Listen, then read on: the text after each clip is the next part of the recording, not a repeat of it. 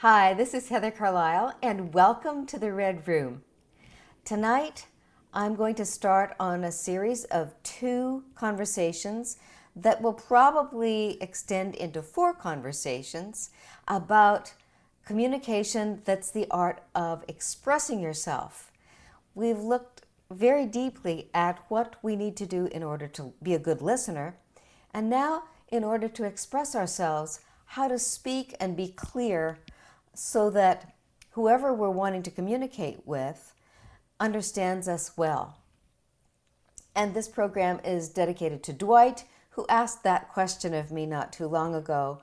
He wants to know how to communicate with his wife so that she accurately understands what he wants to say. So at any time, type me a question. I'd love to hear from you, and focus whatever it is I'm teaching in a way that helps you specifically. So here's a little quiz about expressing yourself accurately. There are 13 different areas of making sure that when you talk, people listen and understand. So here we go. This is a quote that I wrote. It says, "Many of us become dishonest in what we say for fear of hurting another's feelings, or on the other hand, to make the other person obey our emotional manipulation." And both of those, it's kind of like 2 ends of a spectrum. Neither one of those are going to work very well. We have many motivations to express ourselves. When we become conscious of our goal in expressing an idea or thought, we become more effective by how we form the thoughts and articulate them. Be aware of your patterns for communicating. What usually drives your desire to express yourself? Is it to give or to gather information, solve a problem, express your opinion, elicit validation from somebody, influence agreement in the other person, get approval, to get control, solve a problem, express your opinion, elicit validation, encourage innovation, give thanks, trigger an action, inspire an emotion, receive forgiveness, and on and on. So many valuable reasons that we want to express ourselves. So, first of all, pleasing. When you speak, do you frequently avoid being completely honest by being afraid to stand up for the point, response, story, or debate that you have in mind? Sometimes you're wanting to please the other person for various reasons.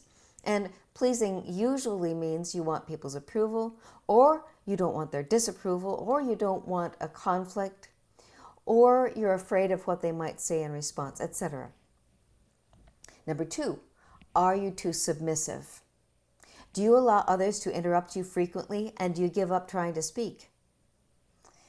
That's sometimes a good idea, but if we do that too much, too often, sooner or later there's a hurt inside that we're not being heard or listened to, and if it happens on and on, then usually, if we care, we get frustrated, impatient, and then finally angry and stubborn, and then communication and your attitude it's not going to be happy or constructive. So we don't want to be submissive. Avoidant. Do you continue to read, write, clean, otherwise avoid eye contact when you're talking? Unworthy. Do you frequently feel rushed, anxious, or inadequate about expressing yourself fully because you feel it's a waste of other people's time, or because their attitude says it's a waste of their time? And you take that to heart, and instead of standing true, standing strong, and figuring out how to communicate so that it's effective, do you get that feeling, well, it's not worth it, or my ideas aren't worth it, or I don't communicate well enough, so I might as well give up? Are you seeking approval? Do you usually, now sometimes we want to seek approval, but do you usually want agreement with your opinions before you express them? And, if so, then sometimes you're obviously not going to get the result that you're expecting and probably not going to be very happy about that. Are you careless? Do you frequently, quote unquote, put your foot in your mouth or wish you could take back what you said? And that means, what they say, putting your mouth in gear before you think through what you want to communicate and before you think about how it's going to affect the other person or what your goal is in terms of communicating. It's so easy for people who are glib, who speak easily, to just go on, and sometimes you're not going to get people who pay attention to you if you speak too much and are too seeking of approval and also too careless. Are you too timid? Do you generally prefer to talk only if it feels safe? And then the other person probably isn't going to know what you're thinking or isn't going to be able to understand what you want to say or who you are or what you want. And sooner or later, you're going to feel like you don't deserve a fair portion in the conversation. So are you too timid, too shy? And are you impatient?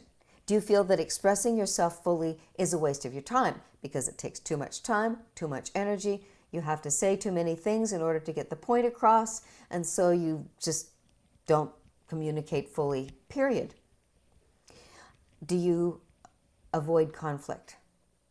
Do you usually want to avoid confrontation, worried about it? So many times when I'm working with a couple, communication is disturbed because one or the other, and sometimes both, are afraid of the other person's disapproval, criticism, anger, resentment, whatever it is, which is an emotional response. And if they're afraid of that emotional response, obviously something needs to be communicated. So that means you need to know exactly how to handle yourself when you're afraid of the confrontation. When can we ask our question? Type your question anytime you want. I'll keep talking and teaching until I see a question pop up, and then I'll answer it. So go right ahead. Are you one of those people who won't talk? Do people close to you frequently complain that you don't communicate? And there are many reasons for that. Sometimes some of us are very easy to construct sentences that are accurate in terms of what we want to say or what we want to communicate. There are other people who aren't as easily verbal because they have different, different talents that they have. Somebody like me, because I'm a natural teacher, my words come without me even thinking about it. I know what I want to say and the words are there. However, there are other people where the words aren't there and they need to really think it through. Sometimes they need to think it through before they talk to somebody, an hour before or a day before. Sometimes it helps to write it down. And if that's the case, if you're one of those people that needs a little extra time and attention to phrase things or to be accurate with what you say, do you make sure to take care of yourself? So you give the cushion statements to the person you want to talk to and say, now, it takes me a few minutes to get my thoughts together. Is that okay with you? Just could I have your patience? And then I'll be able to tell you what you want to know, or I'll be able to be accurate with you about my opinion or what I think. All right, somebody says, I do have a hard question. Okay, I'm ready. That's what I'm here for. See what comes up for me. What can I say to him to get a job that will get him to get a job? What can I say to him that will get him to get a job? Am I understanding you clearly? That he hasn't got a job and he isn't working, and there's always a cost when somebody doesn't have a job. Yes. Okay, dear. Now, there are lots of reasons why people don't have jobs. Sometimes they've been laid off, and they're so depressed and discouraged, they don't have the energy, and they don't know what the next step is in terms of finding a job. That's not uncommon, because most people who work, they're habituated to having a job and working. And when they're laid off or when they lose their job or their career or something, they're not used to, they're not educated, they're not informed on what to do and how to do it. And sometimes it's scary, sometimes it's embarrassing, sometimes you just feel lost and depressed, which means you don't have much energy. So people who need to get a job usually need extra support. And it depends on their personality, it depends on why they don't have a job in terms of what kind of extra support they need. So he feels, she says, I make enough to support us, so he feels he doesn't need to get a job. Well, most of us aren't very healthy or happy unless we're contributing to life and to whatever it is that we need to live on the planet Earth, our food and our lodging. So if you make enough to support the two of you, and therefore he doesn't feel like he needs to get a job, one of the things that you might think through is when both of you have work, you have more freedom to do better things. And so if you have enough to support you, that's fine, but maybe you don't have enough to take vacations or to purchase better furniture or a car that doesn't need to be fixed all the time or beautiful landscaping for your home or whatever it is his hobbies might be. You know, if he loves to go hunting, maybe if you have extra income, he can participate in a deer lease. Or if he likes, being on the computer, you can afford to have a more powerful computer with better software.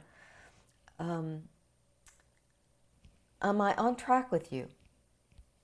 It's not the money at all. It's his lack of having a job for his own sake, for its own sake. Well, then the road that I would go down there would be each one of us has things that we really love to do. And that usually coincides with what we do well. And that in itself is its own reward because it feels good to express ourselves, to know that we're contributing, to know that our energy is making a difference in the world, so that there's meaning attached and there's a sense of mission. So I make a distinction between purpose and mission. Purpose is me wanting to grow myself and to educate myself and to become a better person. She says, that's what bothers me. He's wasting his valuable time. And you're probably right. And then our purpose is to grow ourselves, which means most of us who are healthy are curious and interested. We want to be more of who we can be. We want to know more. We want to improve our skills. We want to improve our knowledge. And the other part, that's the purpose. And then the mission is we want to be able to serve humanity in some way, which means make a difference in the world, doing something meaningful. And goodness knows the world needs us badly right now. Needs us in any way that a human being has a talent or a skill or a desire. So the first approach I would take working with someone like that is I would give them my questionnaires on their values and their passions. So number one, their passion list. And I've got a passion list that's about 8 pages long. It's quite exhaustive and helps us start thinking about all the good things in life and what we really like.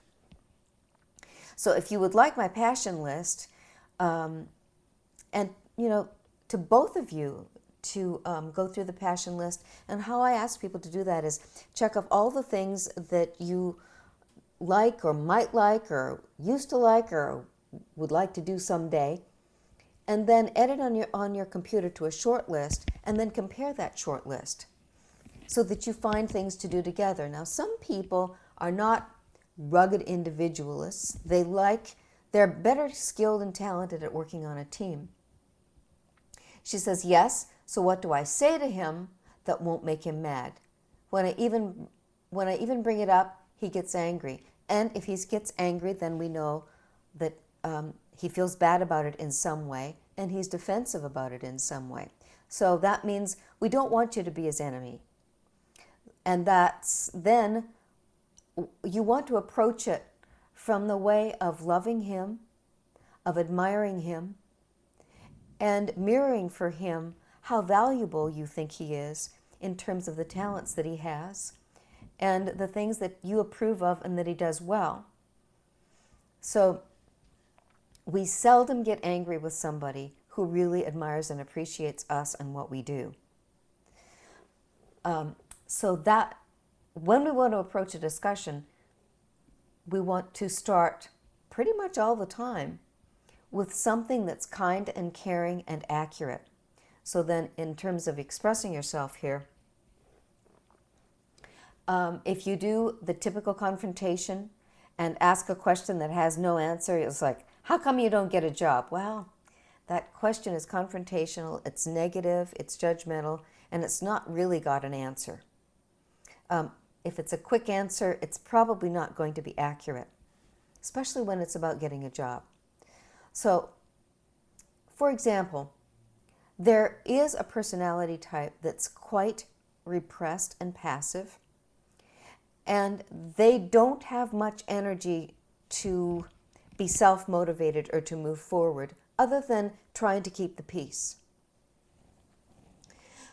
And it's really hard to work with those people when you find out that keeping the peace is their agenda, because then, of course, you're going to throw a tantrum or get angry in order to get them to move. Although then they may be pretty stubborn and just shut down and go away and just go to sleep, not even really think. So those people usually need companioning. Companioning for those of us who do think ahead, who do set goals, and we know their talents and their strengths.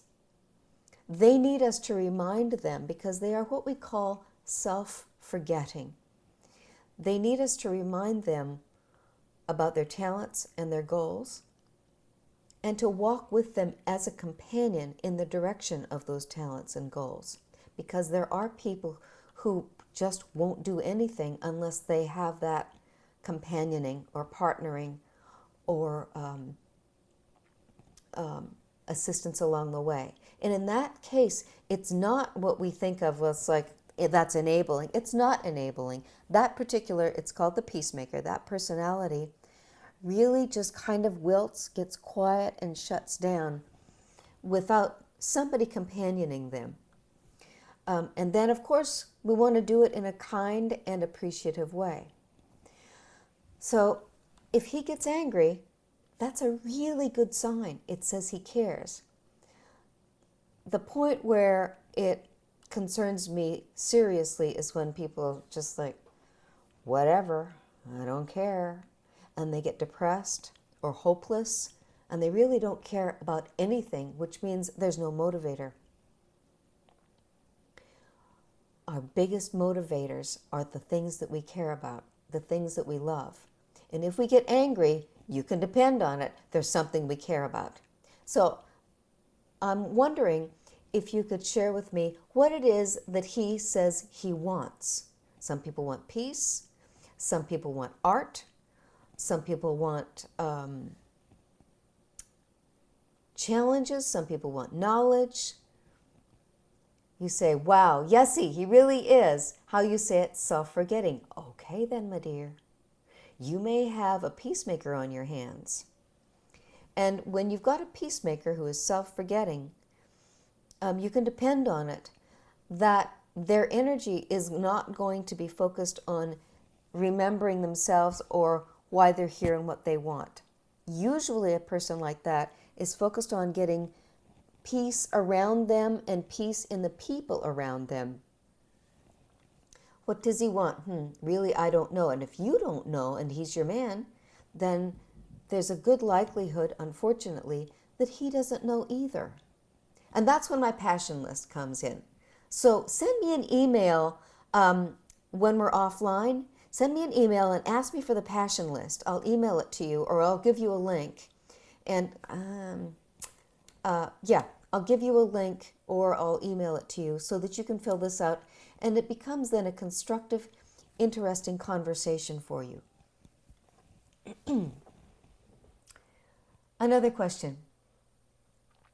My fiance was once the hunter when he was single, but now that he's engaged, how can he transition out of the hunter and into the next stage of life as being engaged to be married? Oh, isn't that a good question? That's exactly the question about a young man moving from being a young man into being a man, of moving into being a young man and a guy that's finding himself into being a husband. Now, that journey is best taken hand in hand with fun, first of all, fun, and fun that's with you, so that a woman, remember, is naturally connected with relationships, communication, and being in partnership with other people. Not all women, but most of us as women have that innate in us because of needing to take care of the children, needing to take care of the nest, the home, the community.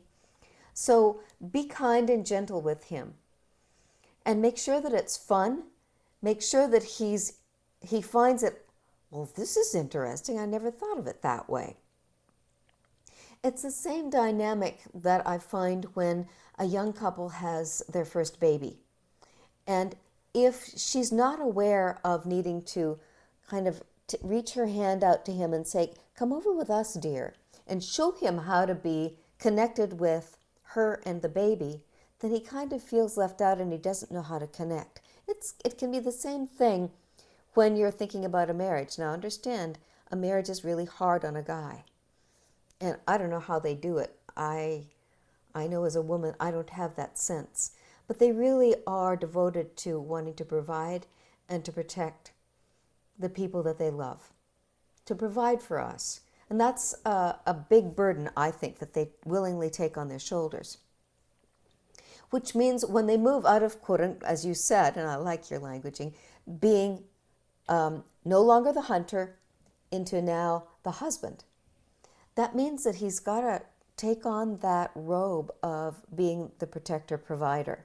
And it's a responsible robe. And once you take it on as a man, as a good man, you never take it off again in a certain way, you know. And so what we want is for, as he takes on that robe and that role of the husband and the provider, really, for more than himself now, even if you both have jobs, there's something about the way a man loves, that dynamic is in him, that you want to take him into the wonderland of what it's like to be a couple, what it's like to always have your best friend and lover with you, because he may not be aware, and you might not either, but there are doorways in life, some of the most wonderful doorways in life, that are not even visible to us until we are twin souls, until we are a couple. And so the best way is for you to point out or take him in the direction of those doorways of what happens when you're a couple. There are certain things that are available to you and that are more fun and deeper meaning. How do I tell him that innocent flirting is unacceptable without making him think I'm jealous or mistrusting? Oh, that's a beautiful question. And it's not an uncommon question for me. Innocent flirting is unacceptable.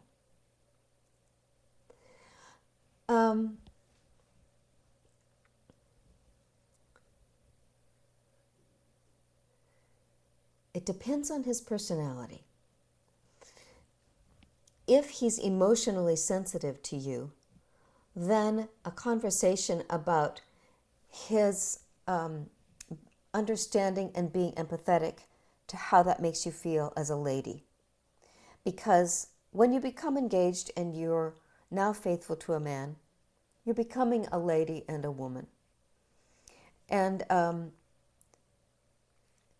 it's in a sense, in a slight way, dishonorable for him to give those kinds of attentions to another woman when he has his own lady. He loves attention from women. And that means that it's been fun. And that means also that he needs your attention rather than your judgment or criticism. And it makes him feel like the alpha dominant guy, which may mean he's needing to mature in understanding his place in his family, in his job, and in the world, where the dominant guy sometimes becomes a little arrogant and a little like a bully, and therefore disrespectful to other people. Where maybe he just got a lot of energy, and that energy needs to go somewhere where it's creative and creating something meaningful. One of the best tools that I know for us to enter into conversations like this is movies, stories.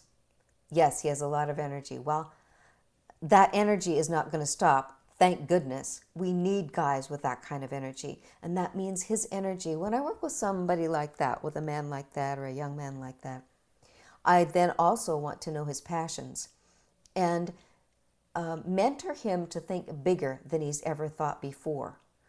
Because if he thinks about that energy that's kind of sparkling when it's a young man, then what we want is mentors to him or projects that require all of that energy and more to do something absolutely thrilling or stunning or powerful for good in the world.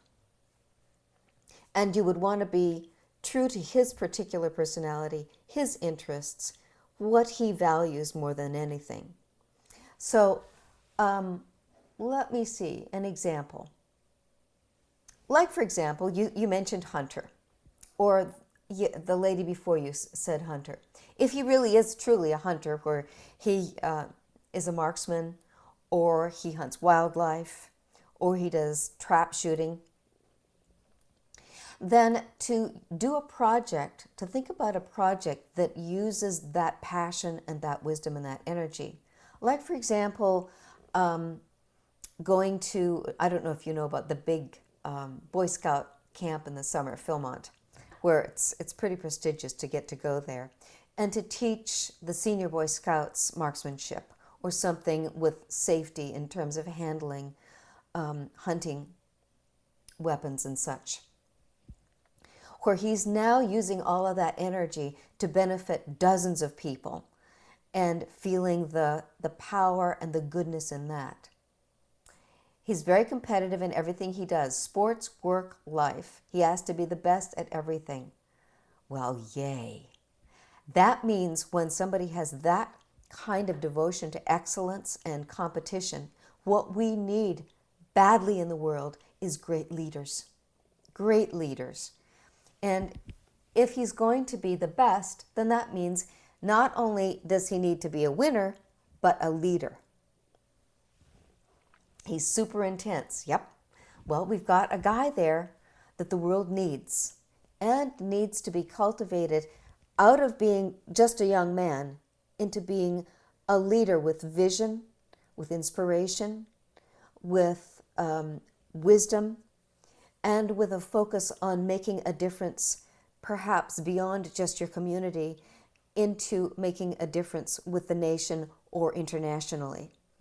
When a man has that kind of energy, the world needs him badly, and he needs a project or a goal or an organization that's large and really makes a big difference now, not, in another decade. He's got to move the world in a positive direction with something that's really inspiring and worthwhile. Does that make sense? Now, you know this guy. And that means that most of us women who love men, we know that men more than anything respond to our admiration. Rather than pushing or complaining or questioning, whatever it is, men, not and women of course too, but men really respond to our approval, our acceptance of them as they are, not trying to change them, not judging or criticizing, and then admiring them and appreciating them for those things that are naturally their strengths. Because that's really what the world needs. The world needs us to cultivate and offer to our own growth and to humanity the implementation of our best talents, our strengths. I try and be his personal cheerleader. You go, girl.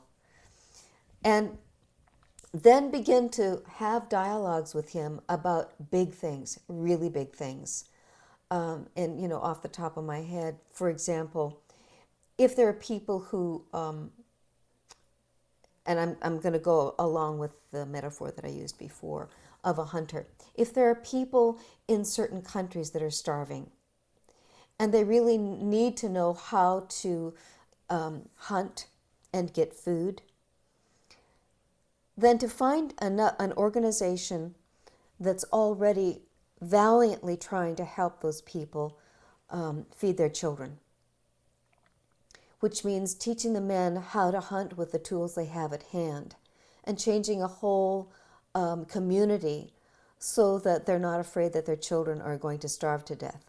The kind of man you have can do things like that.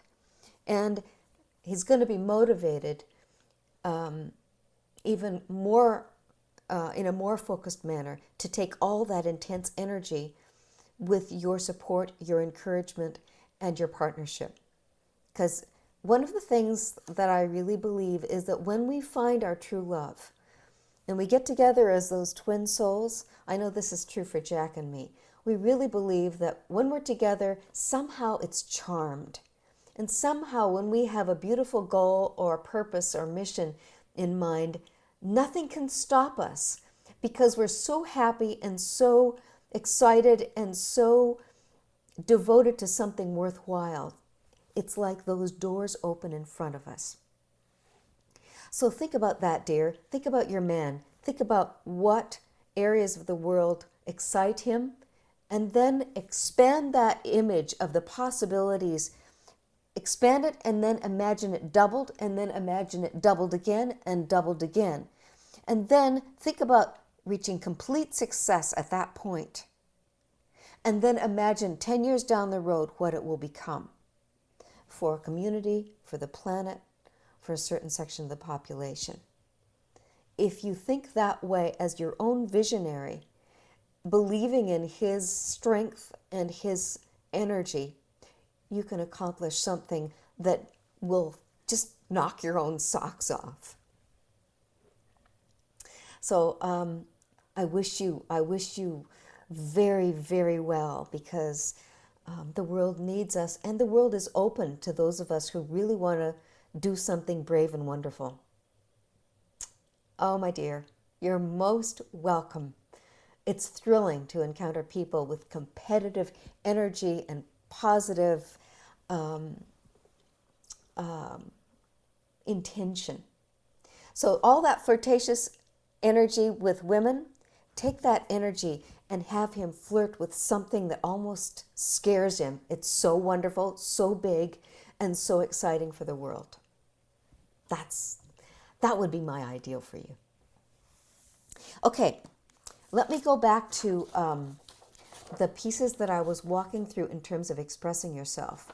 And in essence, that was a little piece of expressing yourself with your guy, to think about things beyond just the day-to-day mundane kind of getting a good communication going, but moving into expressing yourself with things that can really make a difference in the world, and using your best talents and your beloved's best talents. So the last piece I was talking about is conflict avoidant. Do you usually avoid confrontation?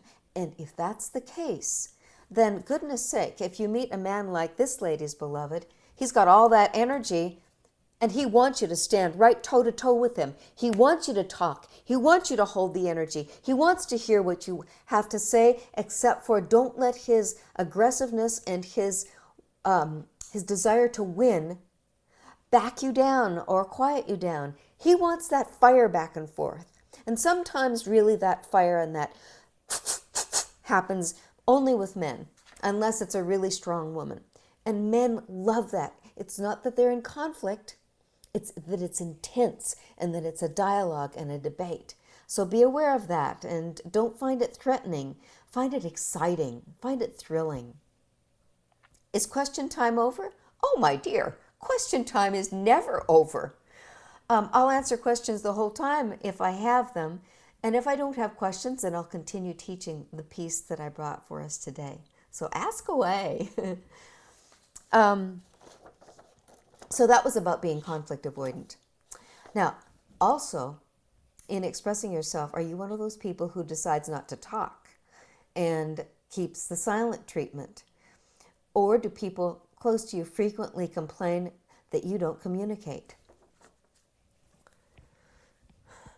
Now, there's probably a reason why you don't, and it may be any one of the things we previously mentioned. And if you don't communicate, and the people close to you say that you don't communicate, you're missing out. You're missing out, and maybe you're shy, maybe you're afraid, maybe you're stubborn, maybe you don't give your own thoughts much worth. But remember the relationship and extend. Take a little risk and talk. Even if you put your foot in your mouth, even if you say the wrong thing, even if somebody has hurt feelings. Do you know what happens when somebody has hurt feelings? It's an opportunity for forgiveness. It's an opportunity to reach out and say, wait a minute, I didn't mean to hurt your feelings. Or, I know that was hurtful, but it's not that I don't love you, it's because I had to say that. When we take a little risk and we stay there with it and we're open and honest and willing, usually what happens is we get closer and we trust each other more. So, you wanted to know, is question time over? It's not. Ask me your question. I'm waiting. I'm watching. Okay. People who don't talk. And then, are you non-participatory? Do people frequently repeat themselves or talk louder or more emphatically in an attempt to get your thoughts, opinions, reply, or feedback? So do they keep pressing you because they want to know and they want to know? Even if you don't know what to say, tell them, I know you want to know, and I don't know, I don't know how to say it yet. Is it okay? I want to participate, and it may feel like I'm not participating, but just hang in there with me a little. So give them something. Are you nonverbal? Are you frequently preoccupied with your own thoughts and concerns, yet feel incapable of expressing them to people around you? Or are you not really in touch with your own thoughts or your opinions? Is it kind of like nervousness or self-doubt? So even when you're nonverbal, let people know. Say, yeah, I know you want to know, but I can't put the thoughts together right now. Is that okay with you? Can we talk? And let me think this through and let's talk about it later. When you do that, people feel like you care. Even though you're not verbal and you're not participating, just let them know. Here's the question. Okay, my wife's whole personality changes when she drinks, but she only drinks a little. I know her system is extra sensitive to alcohol, but what do I say to get her to stop completely? When I bring the subject up, she just brushes me off. Oh, that's hard, isn't it? That's hard. Now, I'm assuming you say her personality changes when she drinks. I'm assuming that it's not in a pleasant way. Sometimes it is a pleasant way, you know. Sometimes I get more poetic with a glass of wine, but then sometimes I get a little grouchy and irritable too. Because when we have alcohol or something like that, it softens those centers of the brain that keep us more mentally focused and left-brained, logical. She just becomes a different person. Okay. Now,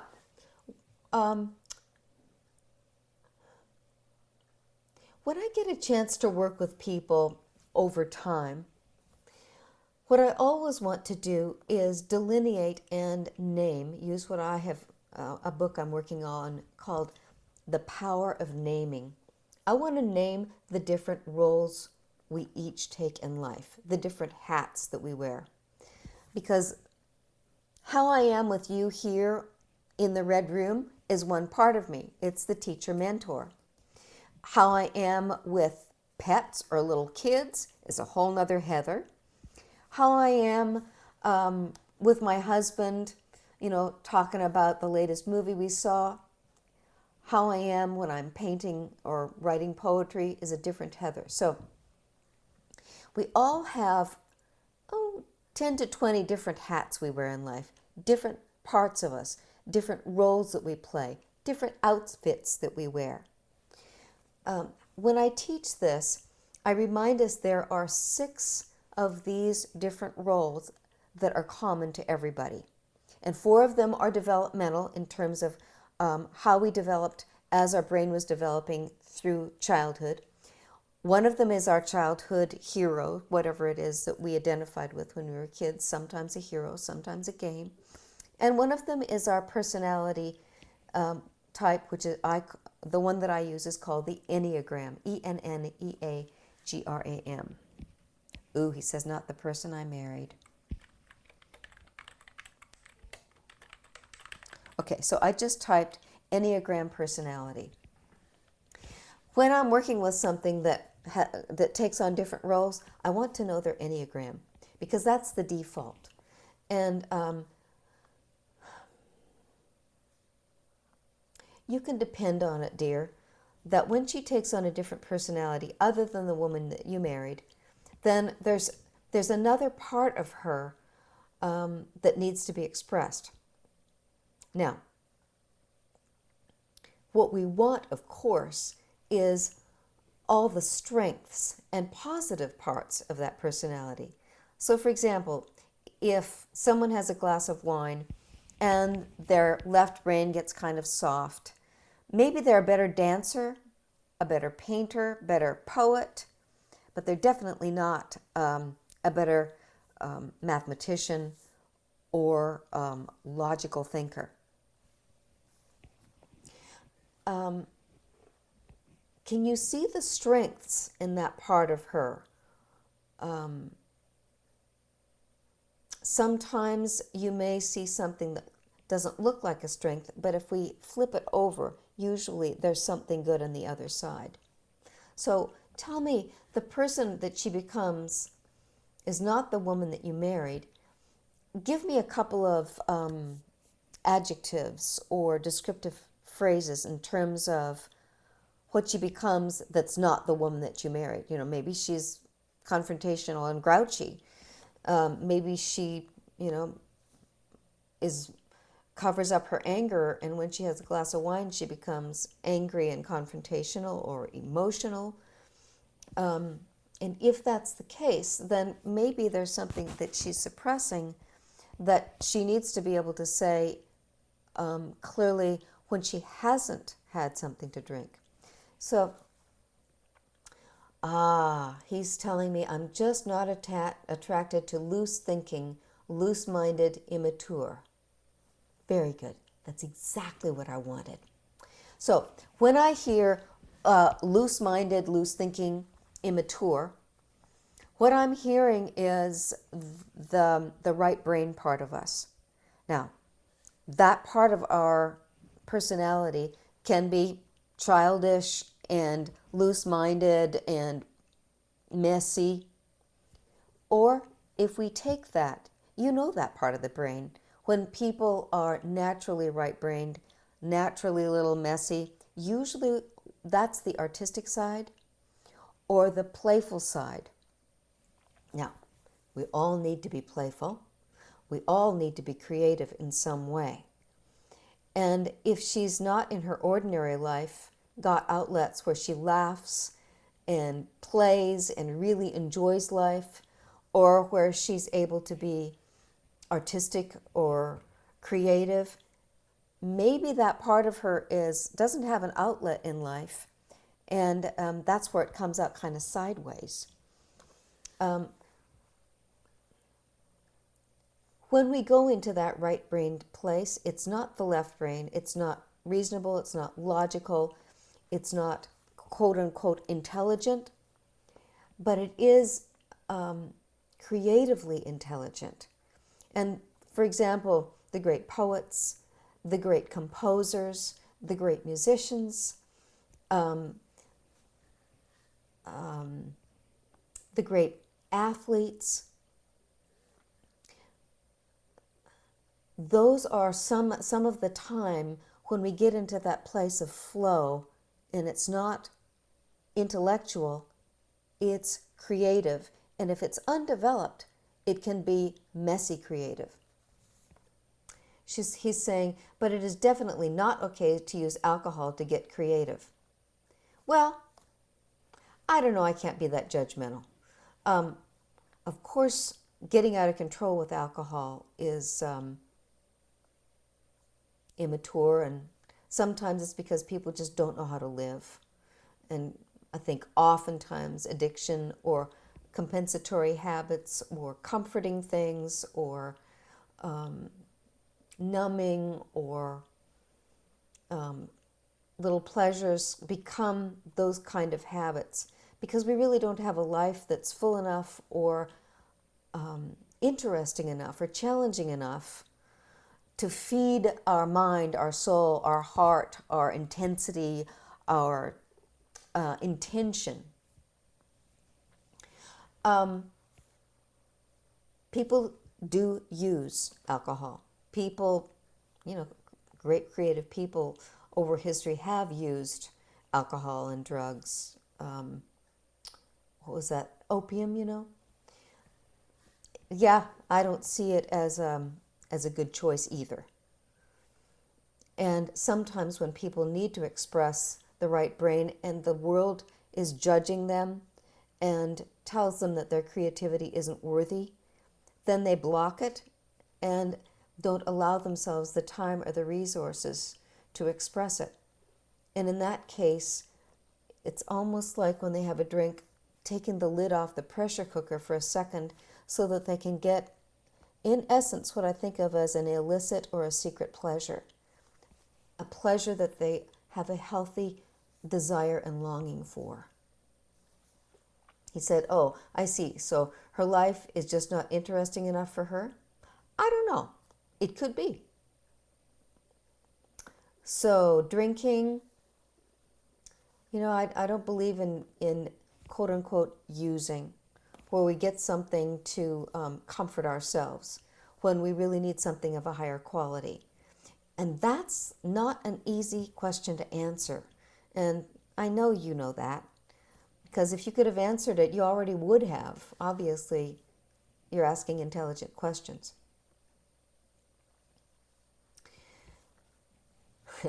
Thank you. So, you know that I've been thinking about this quite a long time, and it's my job, and I love it. I've looked at different models, different theories of psychology, different thinkers, different lifestyles for the last 25, 30 years, on a quest to be able to define what is it that is a healthy person and a healthy life. Not that we're all, none of us is perfect, we're only human, and not that we're all, firing on all cylinders every year of our life. But what's the global picture of what is it that is good for people? And I'll have to tell you, I kind of figured it out. About a year ago, I finalized my model. I call it building blocks of a healthy lifestyle. And there are 18 of them. Now, 18 sounds like a lot, but it's really 6 building blocks expressed and then used to serve the world. And I'm trying to think. It's on the internet, and I'm going to type you the URL where you can go find it. Let's see. It's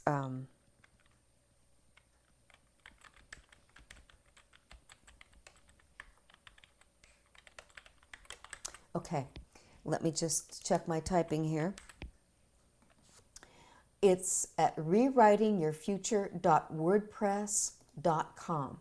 Now that's the URL that will get you to my main blog.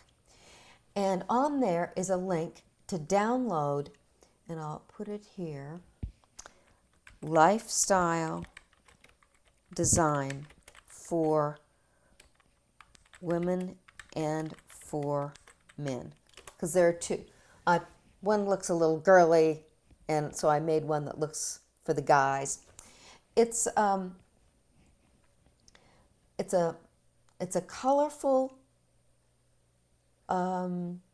study guide to help you think through and set goals on those 18 different building blocks of life. And if you go to that URL, rewritingyourfuture.wordpress.com, there's a line there, and you can click on the link and download a PDF file of the Lifestyle Design Guide. It has there the picture of the model of those 18 blocks. And since you're asking me, I'm looking for my Lifestyle Design Guide that I have here. I know I have one of them somewhere around me. And I'm not finding it right now. Next week I'll bring it so that you can see what it looks like. That helps you check in with, okay, I've got this going in my life, I've got this going, oh, I forgot about that one. And it's my way of reminding all of us, that life for a human being has so much potential, so much dimension. And we've all heard that thing where we're only using a small percentage of our brain. And so I'm thinking, it's like how I view my Mac that is right here in front of me, my wonderful iMac. I know I only use a tiny percentage of what my iMac can do for me, but that's all I need from it. Although I'm usually learning new stuff to do with it all the time. Same thing with my brain. Same thing with the standard equipment that all of us have with our minds, that we can always learn to use more of it. And thinking about the whole picture of life and what's possible for us is me reminding us to think in a more colorful way. I know that there's a certain tradition that is pretty harsh with us and tells us, looks like, okay, you've got to be responsible, hardworking, self-disciplined, etc. And that's true. But at a certain point, somewhere along the line, all that hard work needs to pay off. And my preference is that we do it the way my husband Jack does it. He says, I work hard and I play hard, and he does. And I admire him and thank him for that. That every day we need a break that's playful, that's high quality, not just, something that we ordinarily do and that really doesn't give us kind of like a lift.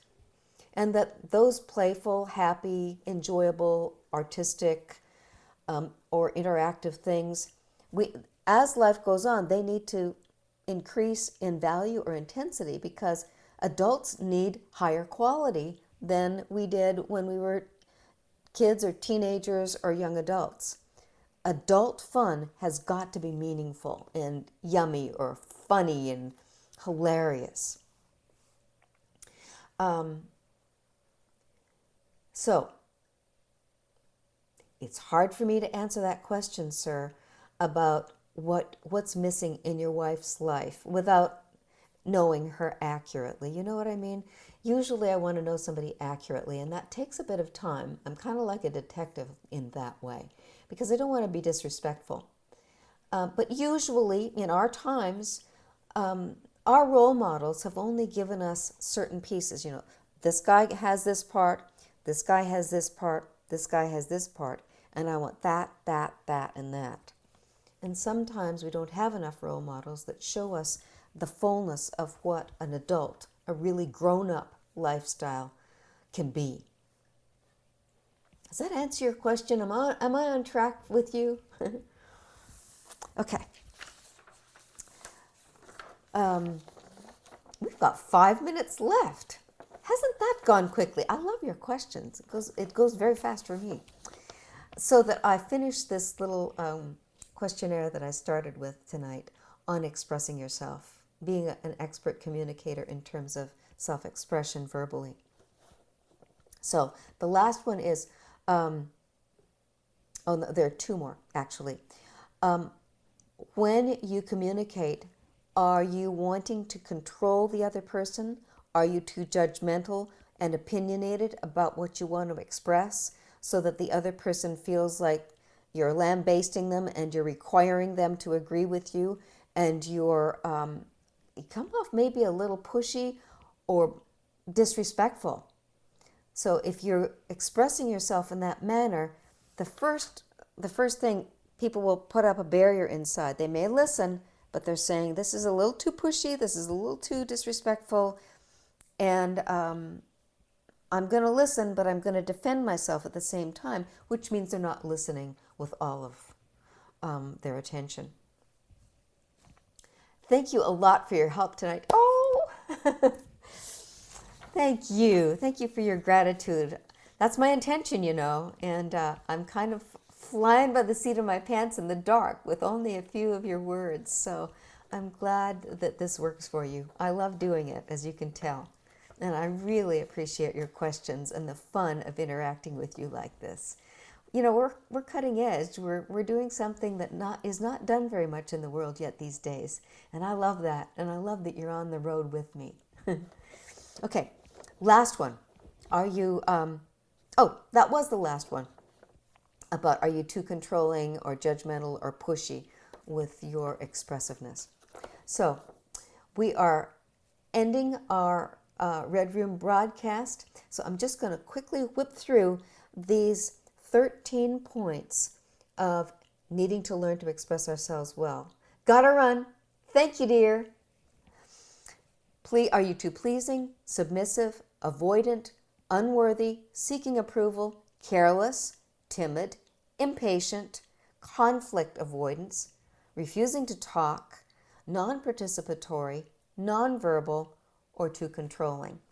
So if any of those things are in your expressive ability, maybe it's holding you back from the communication that you'd really like to have. So we'll talk more about this next week.